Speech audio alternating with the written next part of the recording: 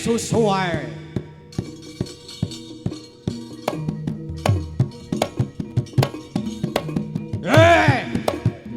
Ayo padha mengocah.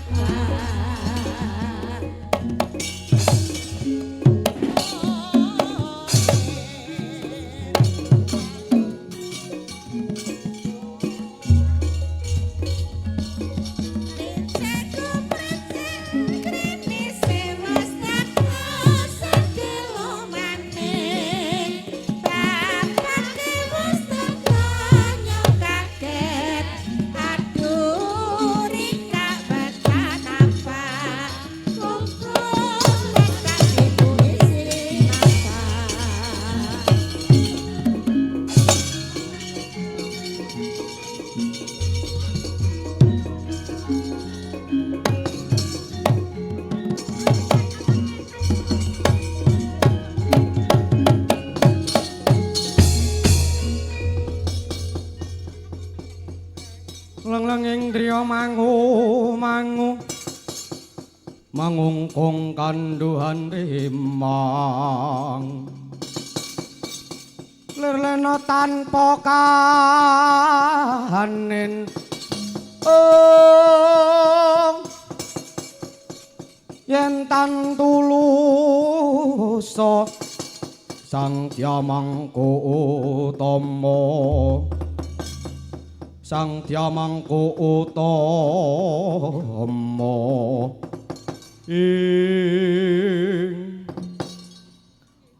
tete yang kala Ludraya manik raja dewaku ngger anakku ing rikalungguhan iki anakku si Dewa Srani bakal dhaup kelawan Bathari Dresanala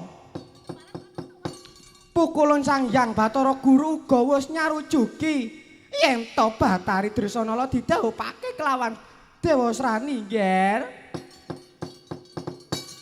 nanging ana pepalang gedhe ya kuwi saperangane dewa ora nrimakake klebu pukulun Bathara Narada. Lajeng pripun Kanjeng Ibu? Mangertenana Bathari Dresanala ing rikalungguhan iki mbobot jabang bayi kang wis antuk 7 sasi ngger. Aku bakal gugurake si jabang bayi kowe nrenggalangi para dewa kang bakal gagalake pangrencana iki ngger. Nuwun inggih Kanjeng Ibu. Aja nganti kesuwen. Nggawa wadyabala sak cukupe wae. Sendika dawuh Ibu. Injing bidal kumuru saking jroning praja. Kong ingkang palakuswa. Apor busananira. Lir Surya wetalira saking Calanidi arsa madangi jagat tuk mungup-mungup aning sak bocah ing wukir ing sikra mangsa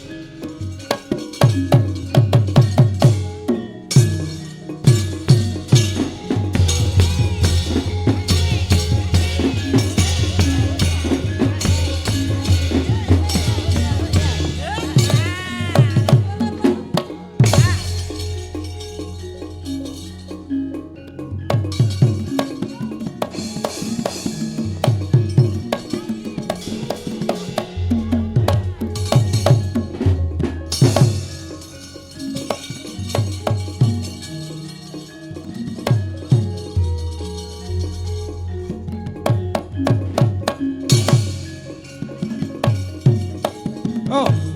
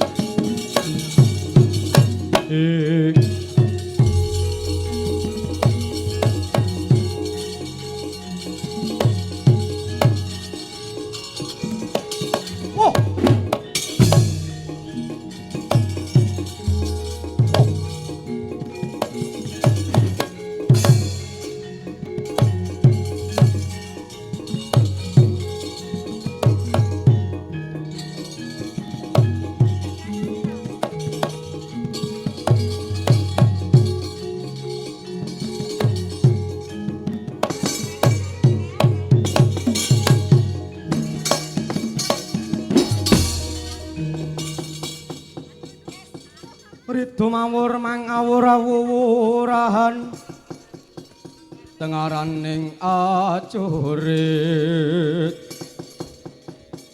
kang makuru kangsa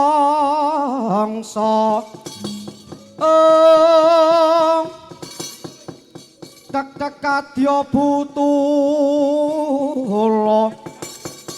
kowe pranjriting turangga hesti rekata ingkang dwaca lelayu sepit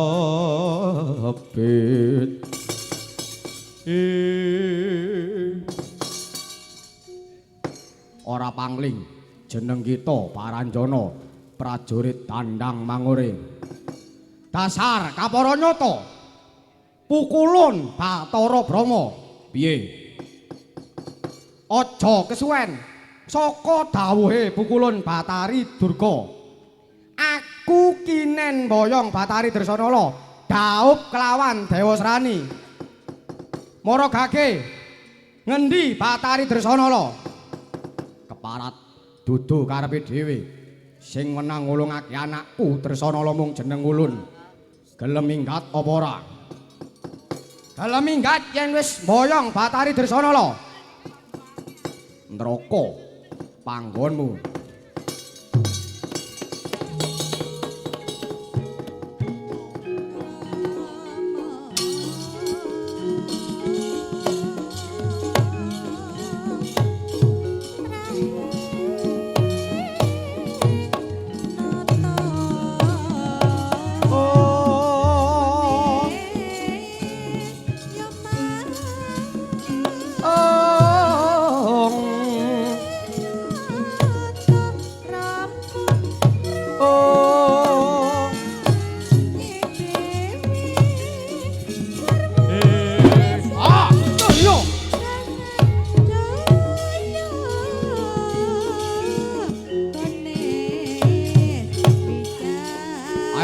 suarane. Oh. Parat. Oh.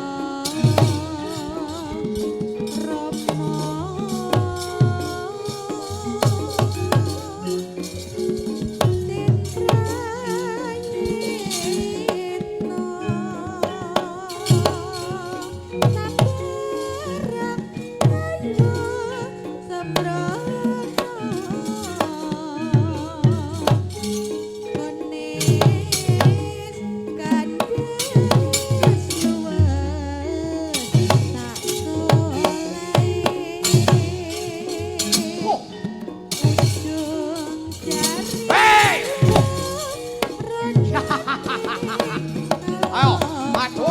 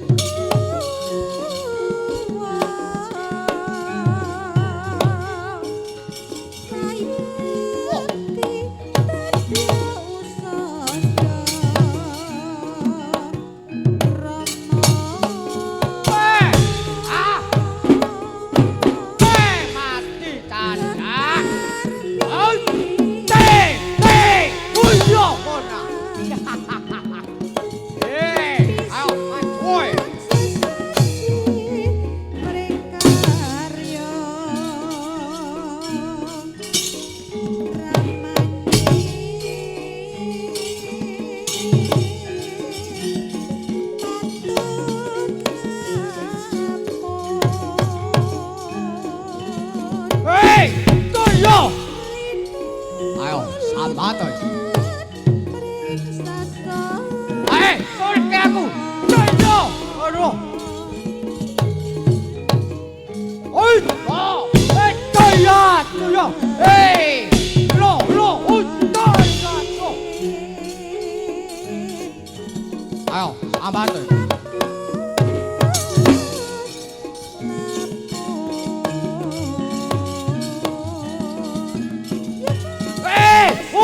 Toyo! Aduh. Aduh. Aduh. Tuh.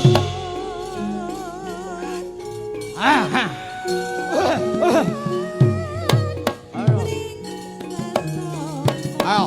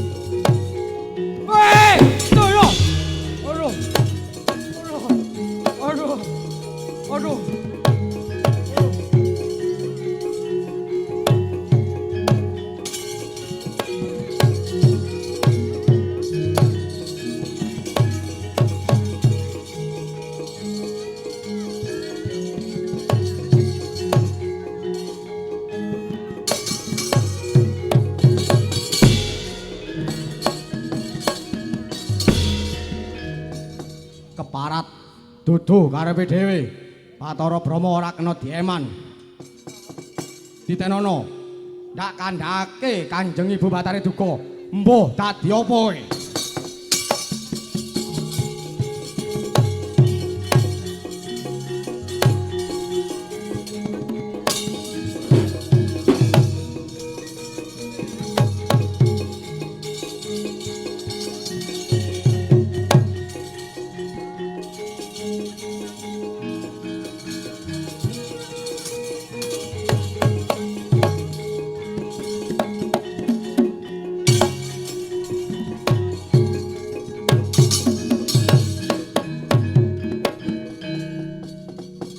Duh, Gusti paring pepadang tur mrapeteng ing ati kula. Kula bingung ing antawisipun katresnan lan kewajiban. Menika awrat tumrap kula. Kula tresna dumateng anak kula Sidrasana lan Janaka. Nanging wonten salah satunggal kewajiban inggih menika perintah Hyang Bathara Guru nenggih kedah misahaken anak kula Sidrasana lan Janaka. Welah, ana lelakon kok kaya ngene kepiye jan. Nanging aku ora bakal kurang cara. Bakal tak golekake cara supaya Drasanala ora pisah kelawan Janaka. Bromo, kowe muni apa ngel? Oh.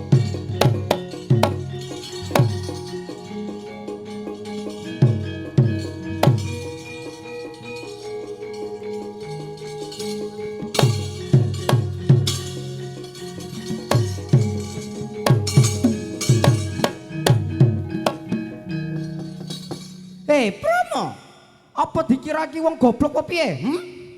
Eling ngono. Kowe duweni kewajiban saka Hyang Bathara Guru. Medhot katresnane Sidrasana lan Janaka.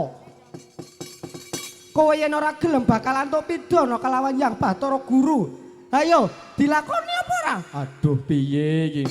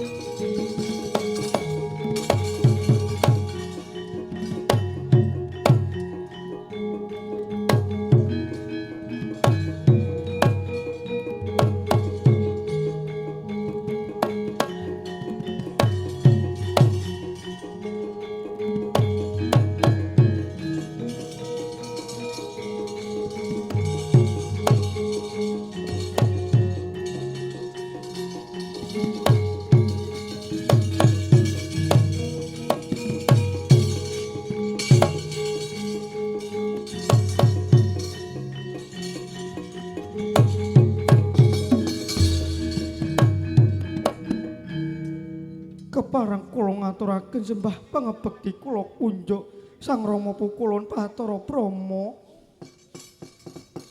Iya, anakku Drasanala wis dak tampa gawe bombong rasane manahulun ora liwat pangestune ulun tampanana Drasanala. Ngono nggih. Dahat kapundi mugi dados jecimat.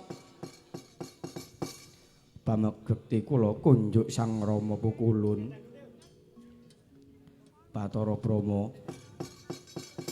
Iya, anakku mantu Janaka. Wis dak tampa pamebektimu gawe bongbong tias ulun pangestune wong tuamu ya jeneng ulun tampanana Janaka. Nuwun inggih. Kula pundi dados jecimat ing gesang kula Rama. Rama Pukulun ketingalipun Rama Pukulun gembol perkawis ingkang boten enteng. Nitik saking lekering wadana jahiting netra sarta tepunging bimba. Wonten wigatos menapa Kanjeng Rama Pukulun? Semunipun wonten ingkang badhe dipun andharaken dumateng kula miwah Pangeran Harjuna. Ya iki, Nduk. Lah, piye iki?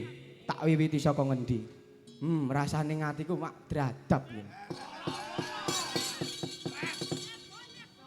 Aku arep takon kelawan kowe cah loro. Drasanala lan Janaka. Nuwun pirsa menapa Kanjeng Rama Pukulun? Wonten napa to Pukulun? Ngene ya Nak. Pitakonipun ulun kowe cah loro iki apa bener-bener tresnane? Laire terus ing batin kula tresna dumateng Yai Drasanala. Piye Drasanala? Kudune rasane tak ditakoni Pukulun. Putra Paduka Dresanala sampun ngandhut jabang bayi 7 sasi kok tasih dipun tanting. Katresnanipun niku pripun? Menawi mboten tresna, mboten kinten ageng mandharan kula Pukulun. Ora. Wedine mung dienggo dolanan karo si Janaka. Meteng ditinggal lunga. Lah iki lho sing angel.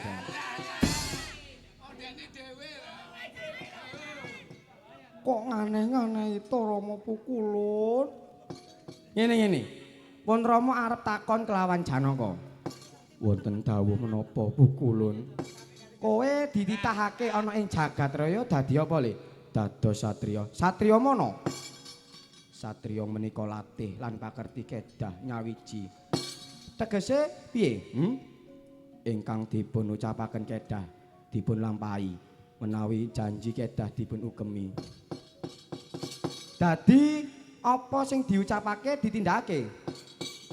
Lakar kados mekaten. Saiki ngene, jeneng kita kelawan Bathara Brahma kuwi nganggep piye? Senadyan Paduka Pukulun Kanjeng Mara Sepuh boten kula bentenaken tiyang sepuh kados tiyang sepah piyambak. Banjur kewajibane anak marang wong tuwa apa le? Mestuti dawuhe tiyang sepuh. Sebabe putra menika mboten badhe dumados menawi banten lumantar saking lumantari bapa lan biyung. Bapa ingkang ngukir jiwa raga. Biyung sarana lan tareng dumadi. Yen ngono, putra kedah mbangun miturut perintahe wong tuwa. Yen diperintah wong tuwa, badhe kula lampahi. Senadyan ora condong kelawan atimu, tetep kula lampahi. Mboten wonten dumungipun tiyang sepah njlomprongaken dumateng putra. Senadyan mlebu alas cemplung segara le. Tetep kula lampahi menawi menika dados mareming penggalih tiyang sepah. Pancen satriya tenan kuwi le, Janaka. Tak baleni ne ya Janaka. Umpama jeneng kita tak perintah, kula sagah Rama Pukulun. Ngene Janaka. Blaka Suta terus terang jeneng ulun iki mau tinimbalan marang Pukulun Bathara Guru. Dene iki mau magebokan kelawan jeneng kita Janaka lan Dresanala. Iki ana perintah sing kudu jeneng kita tindakake le. Dina samangko ana perintah saka bapakmu Bathara Brahma, Janaka kelawan Dresanala kudu Oh Gusti, kok abot tenan. Ora tekan lehku ngomong piye. Wonten menapa Pukulun? Wonten menapa Rama Pukulun? Janaka, ing rika lungguhan iki jeneng kita kudu pisah kelawan Dresanala. Pukulun.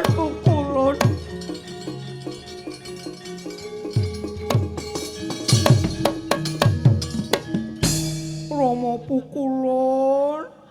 Oh Rama Pukulun menika paring dawuh menapa Rama? Napa mboten mersakaken dhateng ingkang kula pun Dresanala? Kok wentala Kanjeng Rama Pukulun badhe medhat kitresnane kula kaliyan Pangeran Arjuna. Aduh, mati aku. Jeneng ulun wis netepi marang pangucaping ulun Rama.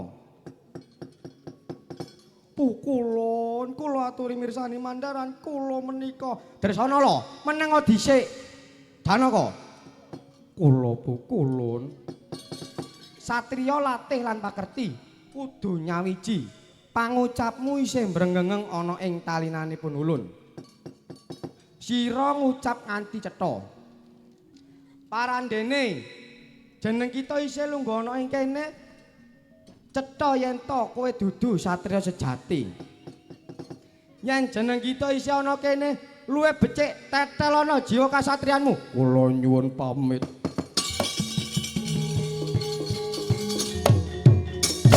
Kang Mas Arjuna.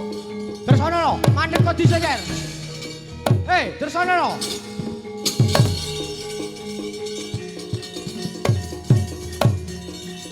Kang Mas Arjuna, ampun lari kula Kang Mas.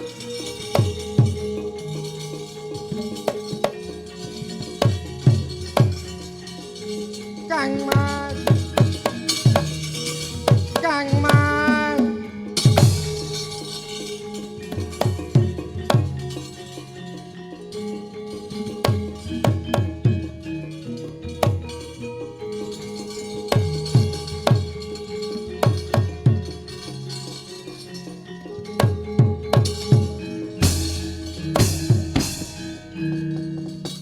Dresana.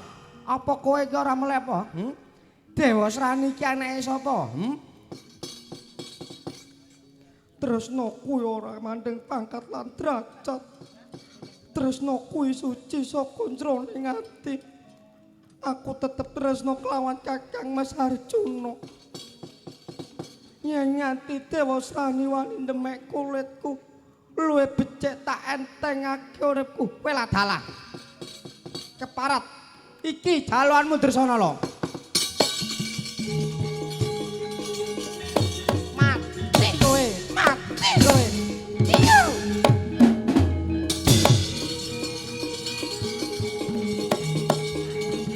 Ayo, ampun ayo. Iya, Gon.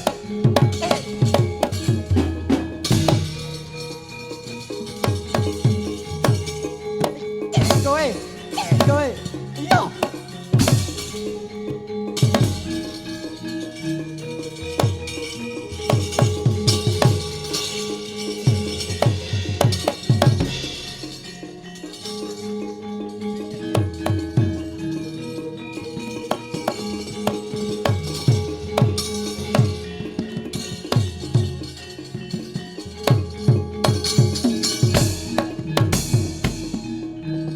Kumalayang tanpa daya Batari Dresanala raja rajih busanane.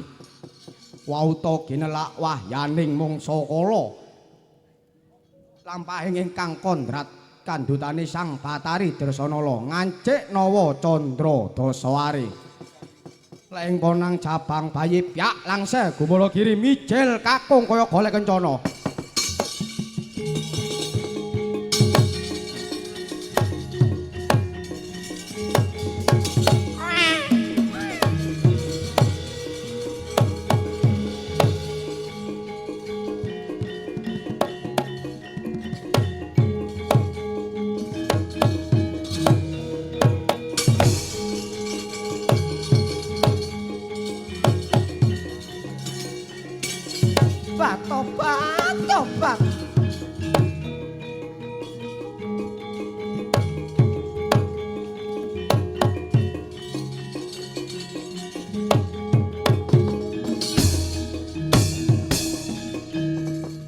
Tobat. Tobat. Bayi jen jeblas kaya gerangane si Janaka. Ora tak pateni gawe bakal memolo iki.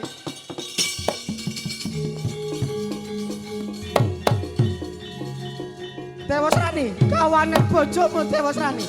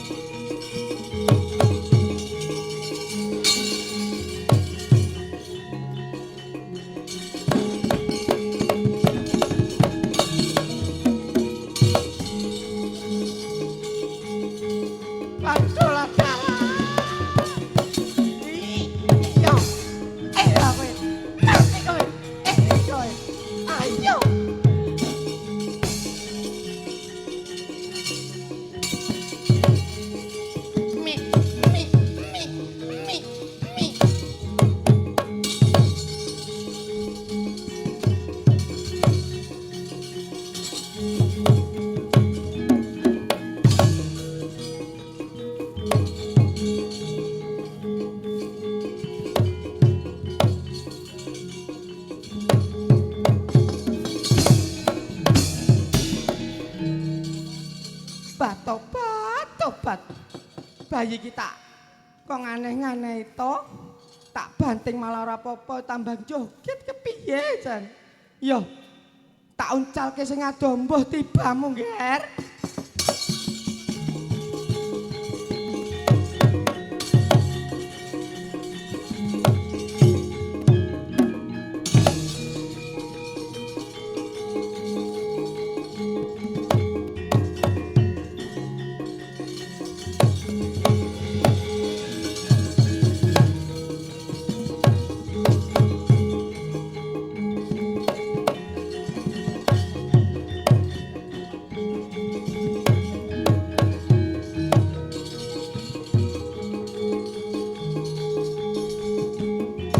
Pralian nyongo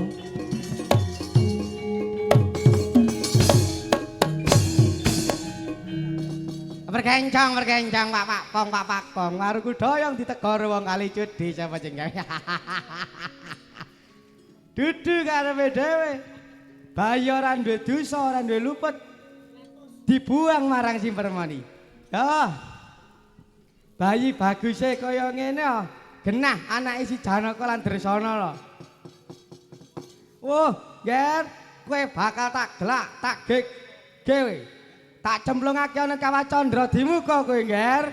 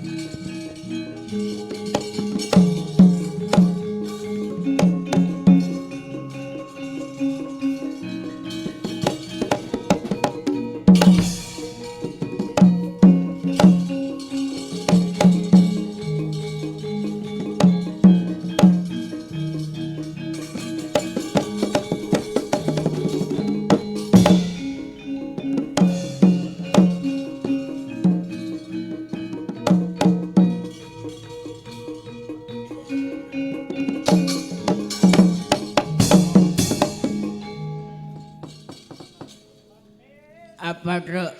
Kok ngawe-ngawe aku karo Kang Gareng? Wah, Gong. Aku kowe karo Kang Gareng iki netepi darmane wajib titi wanci metu ya kudu metu. Kula matur nuwun dumateng Bapak Ketua Sabdo Haji, ya kuwi Bapak Darmono, Bapak Paiman, Bapak Sumono Fajar, Pak Turido, Bapak Sugeng lan sedaya ingkang sami lenggah kula mboten saged nyebat setunggal, baka setunggal. Aja lali truk karo Sabdo Haji ya.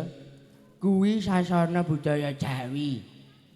Sampun maringi kula sak rombongan kesempatan ngringgit wonten alun-alun ingkang adicara ruwatan masal, Truk. Kowe diruwat, Gong? Iya, aku diruwat mau, Truk. Dan pokoke sing nabo-nabo padha nyekel HP kabeh video aku iki, Mang, Truk. Jane apa? Anjane kowe iku ngane-nganehi, Gong. Kowe rasa macem-macem. Ndak usah ngono-ngono kuwi iki lho. Wong bocah wadon kuwi akeh, Gong. Kowe iki.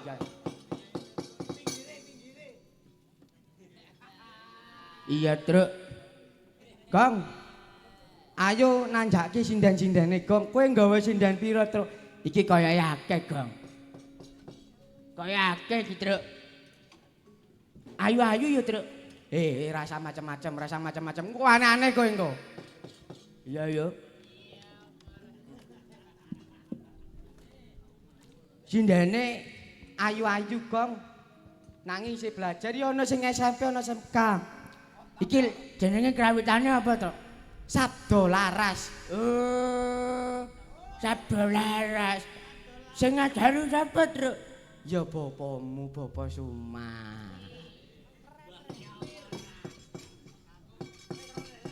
Lagune apa iki, Truk? Sambal kemangi wae, Gong. Ayo, Gong. Sambal kemangi ditanjakne, Gong.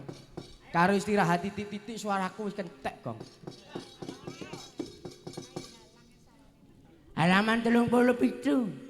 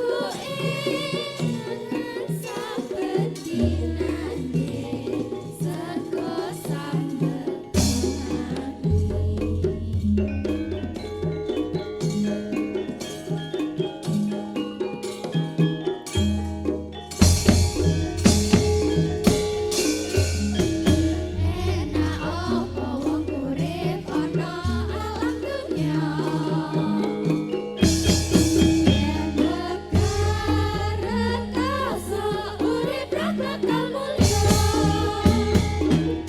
udangane rama ibune sesakupo nyambut gawe aja lali sini.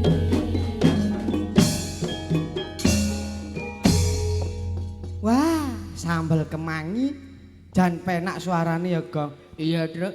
Kekok kepiye? Gong, aja kesuwen. Awake dhewe ya ana tugas saka Bapak Semar. Kripik gedang, kripik telo, Siti Edang Waton Rata ya. Iya, Kang. Ayo nututne bendaramu ya.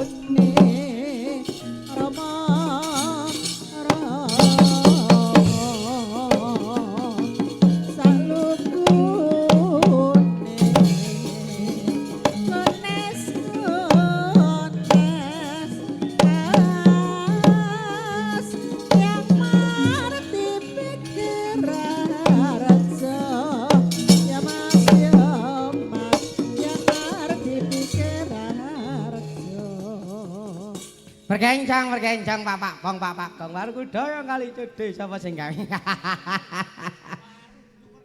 Bocah kok tanpa beda kaya gerangane. Baguse pawakane jan jebles tenan. Iki ana manungsa kaya ceret. Kowe sapa, Mbah? Ambune kok ora penak. Wo, dudu karepe dhewe. Durung-durung wis unek-unekke. Ya pantes isih bocah. Wah nuno ya, Ngger. Janang ulun iki dudu manungsa. Ulun iki dewa. Dewa. Dewa 19 apa, Mbah? Sing lagune kangen kuwi to? Kuwi rak pemusik. Dewa kuwi ya dewa, ora bisa mati kejaba batrene ente. Lan papan panggonane ulun ana ing Kahyangan. Dene jeneng ulun Bathara Narada. Kahyangan ulun ana ing Sidik mangudal-udal. Banjur aku iki sapa, Mbah? Jeneng kita mijil saka Kawah Candradimuka, Ngger. Nalika semono kita tak cemplungake ana ing Kawah Candradimuka lan kita dumadi saka wisa-wisa ing geni. Banjur kuat nampa wisane geni lan dadi sekti. Mula jeneng kita tak wenehi jeneng Bambang Wisanggeni, Ngger.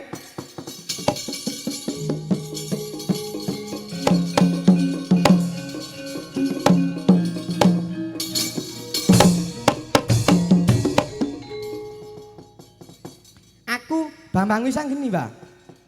Ya, Lep. Jeneng kita Bambang Wisanggeni. Banjur wong atu aku sapa, Mbah?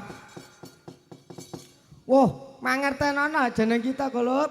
Yang kepingin weruh wong atuamu kuwi ana dewa. Takono dewa sing tangane papat kuwi ngerti wong atuamu, Gulup. Ngono ya, Mbah. Iya, Gulup. Yen nganti ora gelem jawab, ora gelem dudoni, aja kesuwen. Antem ana. Siap, Mbah.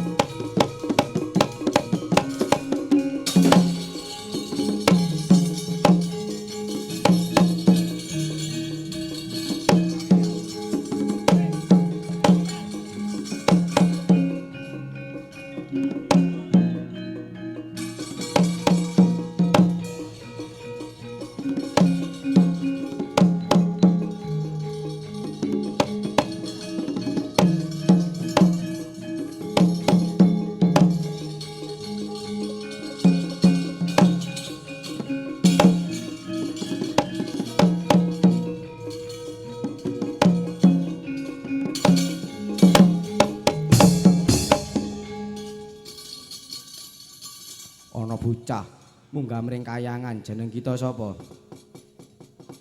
Aku Bambang Wisanggeni. Kowe sapa? Jeneng ulun Bathara Indra. Yen ngono Dewa, Dasar kapara nyata. jare Dewa kuwi pinter. Aku tak takon kowe ngerti bapakku sapa? Ulun ora ngerti. Kudu ngerti. Ulun ora ngerti. Mergo ora ngerti iki tampanana.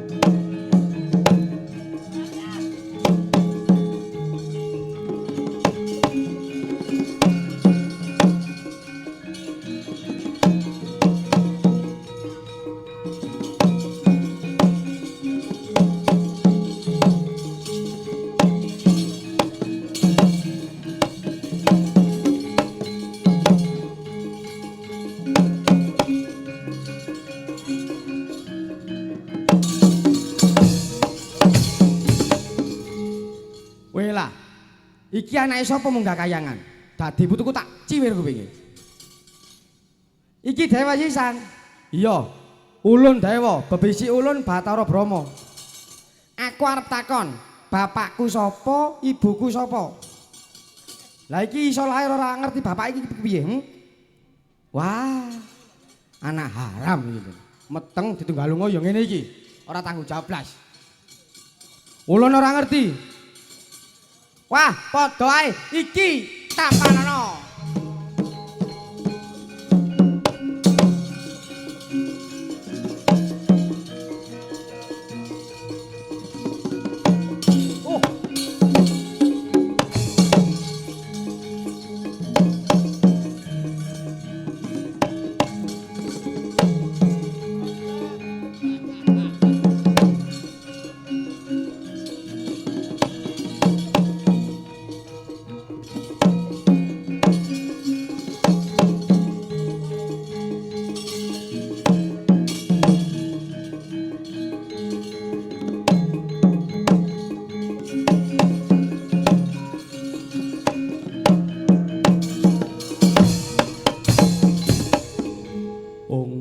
Sekaring bawala langgeng jeneng kita sapa munggah ana ing kayangan. Aku Wisanggeni. Aku dikongkon takon marang dewa sing tangane papat. Kowe dewa tangane papat. Kowe sapa? Jeneng ulun Bathara Guru. Bathara Guru. Yen ngono ngerti sok karo bapak ibuku sapa? Ulun ora weruh. Kudu ngerti. Yen ora ngerti Iki tampanana.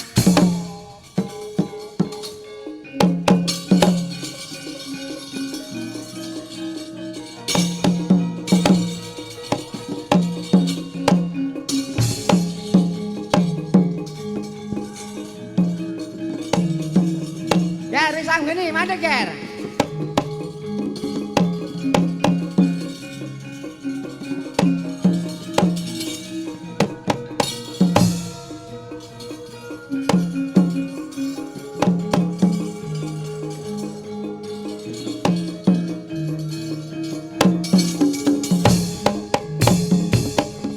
Kepiye Ger Wisanggeni?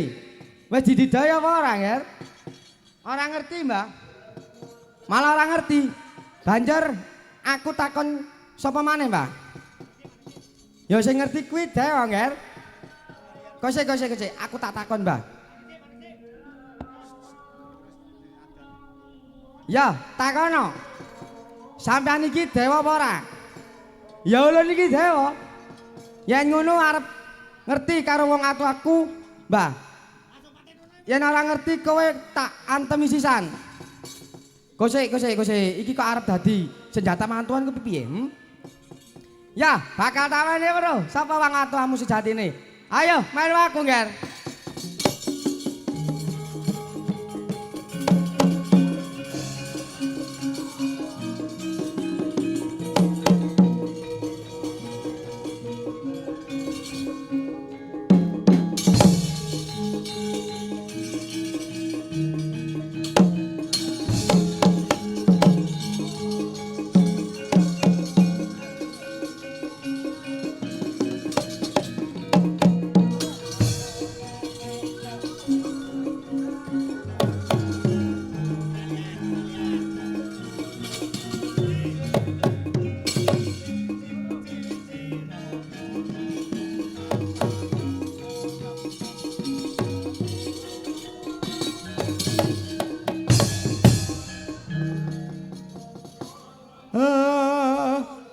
sing sareh, sing sabar.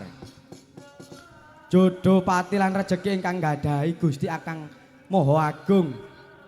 Nek pancen Bathari Dresanala niku jodone sampean, Gus, mesti bakal wonten pituduh saking Gusti Kang Akarya Jagat. Kula suwun sepindah malih. Ndara Janaka, sing sareh, sing sabar. Kakang Semar, aja kaget ulun sing teka Kakang.